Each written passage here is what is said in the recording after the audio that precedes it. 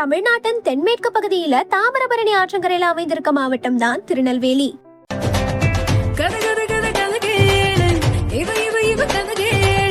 திருநெல்வேலியில எதெல்லாம் பிரபலமானது அப்படின்னு எடுக்கும்போது உலக புகழ்பெற்ற இருட்டுக்கடை அல்வா இல்லாம திருநெல்வேலியை பற்றி சொல்லவே முடியாது. இந்த மாவட்டத்தின் இதயமா விளங்குவது அங்க இருக்கும் அருள்மிகு நெல்லையப்பர் காந்திமதி அம்மன் திருக்கோவில். அதே போல இயற்கையை பிடிக்கும்னு சொல்றவங்களுக்கு திருநெல்வேலியில பாபநாசம் ஒரு சொர்க்கமாவே விளங்கும். இங்க இருக்கும் தாமிரபரணி ஆறு, அகத்தியர் அருவி, மணிமுத்தாரணை ஒவ்வொரு இடமும் மனதை கொள்ளை கொள்ளும். அருகிலேயே இருக்கும் குற்றாலம் தென்னிந்தியாவின் ஸ்பா என்று அழைக்கப்படுது. அதோட இங்க இருக்கும் புலிகள் காப்பகம், வீரபாண்டிய கட்டபொம்மன் நினைவு கோட்டை மற்றும் மாவட்ட அறிவியல் மையம் இது அனைத்தும் இங்க கண்டிப்பா பார்க்க வேண்டிய இடங்கள். ஆனா இந்த மாவட்டத்தினுடைய பெருமையானது சுற்றுலாவில மட்டும் இல்ல, 2000 ஆண்டுகளுக்கு மேலாகவே வரலாற்றை கொண்ட இந்த நகரம் சங்க காலத்துல பாண்டியர்களின் முக்கிய நகரமா இருந்தது. அதன் பிறகு சோழர்கள், பிற்கால பாண்டியர்கள், விஜயநகர பேரரசர், மதுரை நாயக்கர்கள் என பல பேரரசர்கள் ஆட்சி செஞ்சிருக்காங்க.